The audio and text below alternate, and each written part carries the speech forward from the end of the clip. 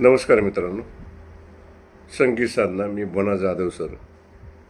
आपल्यासमोर माझं जे सदर आहे, मुलखा वेगळी माणसं, या सदरामध्ये जे माणसं कष्टातून आपलं घाम गाळून जी मोठी झाल्यात अशा लोकांच्याच मी मुलाखती घेत असतो. अनेक श्रीमंत लोक माझ्याकडे येतात, मुलाखती घ्या मुलाखती घ्या, पण मी अशा लोकांच्या मुलाखती घेत नाही. आता माझ्यासमोर जे एक व्यक्तिमत्व बसलेलं आहे, हे माझे क्लासमेट, वर्गमैत्रीण म्हणलं तरी चालेल. आम्ही अभिनवला दोघं बरोबर होतो. आणि ह्या ज्या मॅडम आहेत, माधुरीताई साटम, पूर्वाश्रमीच्या, आत्ताच्या माधुरी रामगडे, यांचं पूर्वज तसं पाहिलं तर ते कोकणातील माणसं मला फार आवडतात.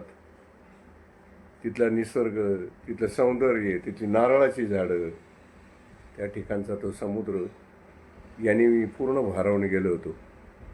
आणि त्यामुळं योगायोगाने माझी एक मुलगी मी कोकणामध्ये सावंतवाडीमध्ये दिली होती. अशा या सावंतवाडी किंवा त्या कोकणाच्या सिंधुदुर्गच्या भूमीमधून ज्यांचे पूर्वज आलेले आहेत, अशा या माधुरीताई साटम यांची मी मुलाखत आपल्यासमोर सादर करीत आहे. नमस्कार, मी माधुरी साटम रामगडे. आणि आता माझ्यासमोर जे आहेत आमचे क्लासमेट जाधव सर. तर माधुरीताई, आपली ओळख 1972-73 फाउंडेशनच्या वर्गात झाली. इतर मुली सगळ्या साड्या घालून यायच्या, पण तुमचा मात्र असा मराठमोळा ड्रेस असायचा, माझ्या ते पूर्ण लक्षात आहे. आणि तुमचं साधं सज्जन, जे कोणावर असं शायनिंग न करणारं असं एक व्यक्तिमत्व मला त्या काळात, म्हणजे मी माझ्या मनात ठेवलं होतं. आणि तुमचं जे फाउंडेशनचं वर्क होतं ते फार सुंदर असायचं. योगायोगाने असं झालं की मी हडपसरला आलो आणि तुम्ही इथं हडपसरला तुमचा कारखाना असल्यामुळे मी तुमच्याकडे ये जा करू लागलो. आता मी थोडं वेगळ्या भागामध्ये जातो. माधुरीताई, तुमचं साटम या आडनावाचे लोक कोकणामध्ये कुठं आहेत? सिंधुदुर्गामध्ये साटम आडनावाचे आहेत. सिंधुदुर्गात एक 8-10 गाव आहेत. आम्ही आडवलीचे साटम. आडवली? हां. अच्छा अच्छा. आडवली म्हणजे आचरा वगैरे आहे त्या भागात येतं, मालवण भागात. ते हां. त्या ठिकाणचे तुमचे तुम्ही. आडवलीचे साटम. आणि तुमची आईचं माहेर तिथं कुठं? आईचं माहेर माझं सावंतवाडीच्या इथे माणगाव, तिथले ते भोसले सावंत. भोसले सावंत का? हां. कारण माझी मुलगी भोसले सावंतांना दिली होती. हां. तिचे ते विवाह करायच्या वेळेला मी तुमच्या आईला फोन लावला होता की ते माणसं माझ्याकडे आल्यात आणि ते म्हणतात आपण निम्मा खर्च करू.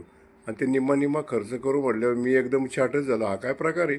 कारण इकडं घाटावर आहे ना, आम्ही इथले लोक असे आहेत, मुलीच्या बापाला जेवढं कसं लुटता येईल तेवढं लुटायचा उद्योग करतो. पण ते व्यक्ती बोलले की निम्मा खर्च करू, म्हणून मी तुमच्याकडे आलो होतो. मग तुमच्या मम्मीला तुम्ही फोन लावला. त्या बाबतीत आमचे कोकणातले त्या मनाने जे हे आहेत, पुरोगामी विचाराचे आहेत की नाही, मुलीकडच्या बरोबर मुलाकडचे सुद्धा निम्मा म्हणजे खर्च उचलतात. त्यावेळी मी तुमच्या मम्मींना फोन लावला होता. तर तुमच्या मम्मी म्हटल्या, अहो आमच्याकडे अशीच पद्धत आहे की तुम्ही नवरीचे वडील खर्च करा आणि मग तुम्हाला ते निम्मा खर्च देतील. त्यांनी मला दिला बरं का तसा, पूजेच्या वेळेला. बरं, आपल्या विषयाकडे येऊ. तर माधुरी ताई, तुमचे वडील पुण्यामध्ये कोणत्या नोकरीला होते? माझे वडील पुढच्या शिक्षणासाठी आमच्या आडवलीहून मुंबईला गेले. हां. आणि माझे आजोबा सुद्धा मुंबईत पोस्टामध्ये होते. तर मग वडिलांचं शिक्षण, कॉलेजचं वगैरे सगळं मुंबईत झालं. नंतर मग ते सेंट्रल एक्साईजमध्ये जॉबला लागले. त्याच्यामुळे त्यांचे सगळे बदलीचे जॉब होते. म्हणजे तुमचं हे घराणं सगळं सुशिक्षित आहेत, सगळे शिकलेले लोक आहेत. हो. अच्छा अच्छा. तुमची आई बी शिकलेली? आई माझी त्यावेळेला आपलं BEd वगैरे कसं असतं, त्यावेळेला वेगळं काहीतरी नाव होतं, ते शिक्षिकेचं तिचं झालेलं होतं. अच्छा अच्छा अच्छा. तुम्हाला एक बहिणी? 2 बहिणी आहेत आणि 1 भाऊ आहे. त्याही शिकलेल्या आहेत? हो हो. मग तुम्हाला कलेचा छंद कसं काय लागला? कलेचा छंद म्हणजे मला शाळेत असल्यापासून आमच्याकडे शाळेत असताना एक आर्ट डिपार्टमेंट वेगळं असायचं. आगरकरला होते मी. आगरकर स्कूलला. हां. आर्ट डिपार्टमेंट वेगळं असायचं. मग मला आणि माझी एक मैत्रीण शैला कांबळे म्हणून. शाईला माहिती आहे ती. हां. हां. तर तिच्यामुळे आम्हाला दोघींनाही तो एक कलेची आवड निर्माण झाली. मग आम्ही दोघींनी सुद्धा अभिनवमध्ये फाउंडेशनला प्रवेश फाउंडेशनला घेतला. ॲडमिशन घेतली. हां, मग तिथून कलेची वाटचाल कलेची सुरू झाली. वाटचाल चालू झाली. अच्छा अच्छा. तर तुम्ही कमर्शियल फाउंडेशन केलं, कमर्शियल केलं हो हो JD आर्ट. हो मग तिथं तुम्हाला काही आवडीचे प्राध्यापक भेटले का? हो प्राध्यापक आमच्या सुदैवाने त्यावेळेला आम्हाला सगळे प्राध्यापक सगळे चांगले म्हणजे असे आजही त्यांची नावं जे आहेत म्हणजे Thopate sir, Gurav sir, Dengre sir असायचे, नांगरे सर, कामत सर होते. कामत सर, हे सगळे असे चांगले गुरुवर्य आम्हाला त्यावेळेला म्हणजे गोंधळेकर सर होते. लागले. Gondhalekar sir. Gondhale sir, Ingale sir म्हणून एक थोडे दिवस होते. कोण? इंगळे. हा जे नंतर जे स्कूलचे डीन होते. हा, मी गेलो त्यांना भेटायला. हां. इंगळे सर साधा भोळसर माणूस होता, पण पेंटिंग कामात हातखंडा होता आणि कलेला वाहून घेतलेली होती इंगळे सर. तर तिथं ते आर्ट डायरेक्टर झालं. मी एकदा भेटायला गेलो होतो, तर ते म्हणजे असे संध्याकाळचे 8 वाजले होते. तर मी म्हणलं ते असे त्या झाडाला असा एक चोपाळा होता आणि त्याच्यावरती बसले होते. त्यांचा जो मोठा बंगला आहे ना, तर मी गेलो 8 वाजता. तर मला म्हणजे मी काय ओळखलं नाही. तर त्यावेळी इथं त्यांना काही दाढी होती आणि ते तिथं ते प्लेन झालेले असे, पण मी ओळखलं हे सर आहे. त्यावेळी त्यांची माझी ओळख झाली. मी नांगरे सर एक तुम्हाला तुमच्या आवडीचे प्राध्यापक होते. हो हो नांगरे सर. नांगरे होते, गुरव सर होते, थोपटे होते. नंतर मग आम्हाला पुढे मला कमर्शियलला ते सुद्धा आम्हाला चांगले सर म्हणजे सरांचं मार्गदर्शन लाभलं. कोणते? फडके सर होते. हां. नंतर पाटील सर. पाटील. हां. मारुती मारुती पाटील. पाटील. हो, त्यांच्या पायात थोडे ते. हो आणि परत म्हणजे बऱ्याच वर्षाने आता नाव ऐकलं आम्हाला ह्याला म्हणजे सगळे लेटरिंगचं वगैरे ते शिकवायचे. त्याचं मी नाव बाबू उडपी. बाबू उडपी हा, बाबू उडपी ते होते. मास्टर होते. सोनी सर होते. सोनी सर होते. सोनी सर होते. हा. लांबा सर होते. तेच मी म्हटलं आम्हाला फाउंडेशनला तसंच मला ते लांबा म्हणजे ते शिक होते असे उंचीने. हा. कमर्शियलला सुद्धा चांगले काम चांगले गुरु लागले. पण तुम्ही कंपोजिशन सुंदर करायचे बरं का.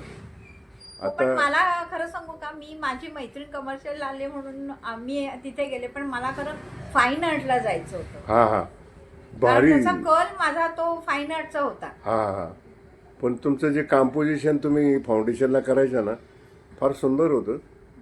मी थोडा लाजारा होतो. मी मुलींशी सहसा बोलत नव्हतो. तुमच्याशी तर मी कधीच बोललो नाही, पण लांबून मी आपलं त्या मुली पाहिजे. ती एक अमेरिकेत पोरगी गेली, ती माझ्याशी बोलायची बरं का. मुजुमदार. हो, प्रतिमा मुजुमदार. प्रतिमा मुजुमदार होती. नंतर ह्याच्यात ठाणावाला. ठाणावाला हा, ठाणावाला. ब्रिगॅन्झा. हा, ब्रिगेंजा होती तो एक. जरा त्यावेळेला असा तो कॉन्व्हेंटचा ग्रुप थोडा वेगळा असायचा. हा, नाही ती प्रतिमा कशी काय बोलायची. आम्ही आहे ना रानटी खेड्यातली, आणि त्या वर्षा गच्चीवर आम्ही जेवायला.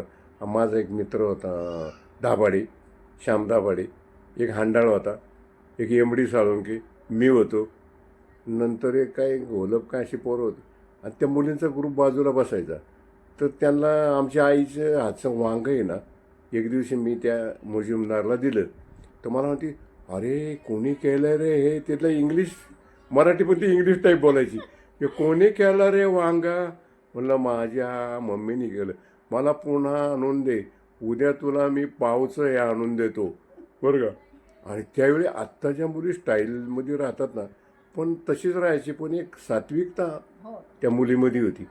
ती आता अमेरिकेत आहे का? नाही ती इथे इंडियातच असते. तिने मिलिटरी म्हणजे तिचे मिस्टर मिलिटरीच होते असं मी ऐकलं. बरं, आता आपण आपल्या विषयाकडे हो, वळू, हो. मूळ विषयाकडे. तर तुमचं लग्न आपल्या दिलीपराव रामगडे यांच्याबरोबर किती साली झालं? माझं 77 साली त्यांचे दिलीपशी लग्न झालं. अच्छा अच्छा. हो, थोडं म्हणजे इंटरकास्ट असल्यामुळे थोडा जरा प्रॉब्लेम झाला थोडा. प्रॉब्लेम झाला. अच्छा. पण आज आम्ही इतकी वर्ष आमचा संसार सुखाने चालू आहे. आणि दुसरं तुम्हाला मुलं किती आहेत? मला 2 मुलं आहेत. आणि त्यांचाही संसार सुखाचा आहे. हो हो, सुखाने चालू. नंतर तुम्ही हडपसरला आले. तुम्ही हा जो आता जो बिझनेस चालू केलेला आहे हे काय ना कशाचा बिझनेस? लग्न झाल्यानंतर ना आम्ही मुंबईत गेलो होतो. एका ठिकाणी आम्ही आर्टिस्ट म्हणून एका कंपनीमध्ये जॉब करत होतो. ती म्हणजे बरीच मोठी कंपनी होती, जे इचिंग प्रोसेसनी आणि एनॉडायझिंगचं त्यांचं युनिट होतं.